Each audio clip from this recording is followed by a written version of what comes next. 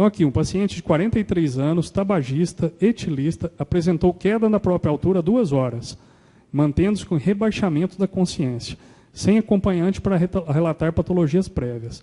Da entrada na emergência trazido pelo SAMU, com colar cervical, um Glasgow de 7, pressão de 13/7, frequência cardíaca de 98, saturando 99% com AMBU.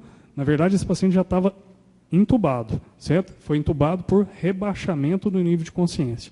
A gente vai ver isso depois, os critérios de intubação e a técnica, na aula de via aérea invasiva. Então, esse paciente estava com a parte cardíaca boa, mas estava saturando 99, mas intubado, certo? E a ausculta pulmonar estava limpa. E aí, o que nós vamos pensar para ele? Esse paciente chegou.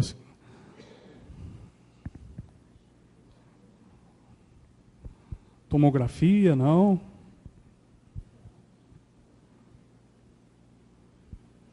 Então, nós temos um rebaixamento rápido de consciência. Então, em relação à emergência, tem algum comprometimento aí do sistema nervoso central. Então, primeiro, a ABC, né, via aérea tem que estar adequada, o paciente ventilando bem, né, a pressão tem que estar boa, e vou pensar aí nos diagnósticos diferenciais. Então, todo paciente que chegou grave, a ABCD aí, a mesma sequência. Via aérea, se a respiração está efetiva ou não, parte circulatória está boa, e depois eu vou para o diagnóstico diferencial. Então, aqui em relação à via aérea, os 3 respiratórios, frequência respiratória, saturação e ausculta, já vão me ajudar nessa primeira parte. E na circulatória, os 2 cardíacos que eu já falei para vocês.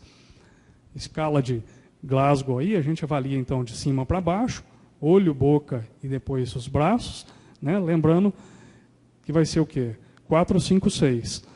Então, abertura ocular, melhor hipótese, 4 espontânea. Não abre por nada, 1.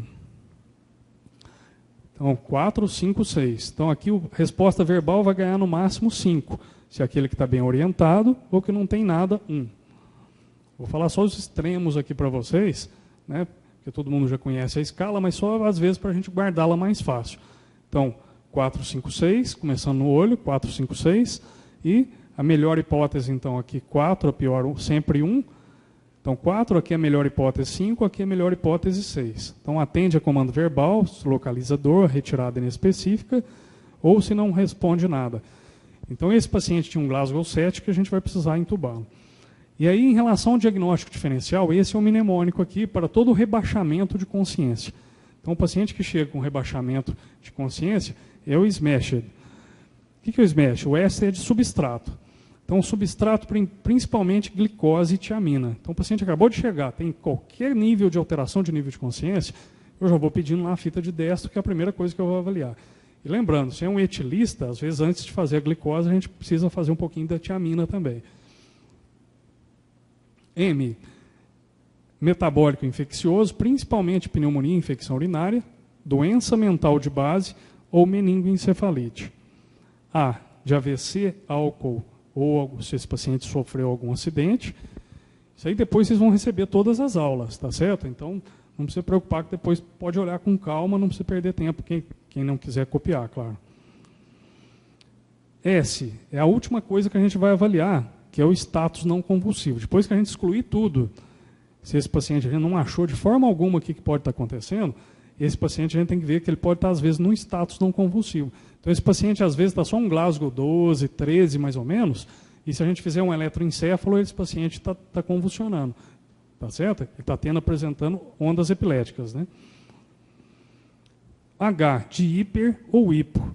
Hipertiroidismo ou hipercapnia, hipoxemia, hipotiroidismo, hipocortisolismo ou alterações hepáticas, principalmente a encefalopatia hepática. E de encefalite, eletrólitos, principalmente o sódio e o cálcio. E D, de drogas. Então é importante que a gente precisa, isso aqui pode ser uma doença muito grave, então a gente precisa de um mnemônico para funcionar ali, para a gente fazer um checklist. Então ele vai ajudar a gente a fazer um checklist rápido no rebaixamento de consciência.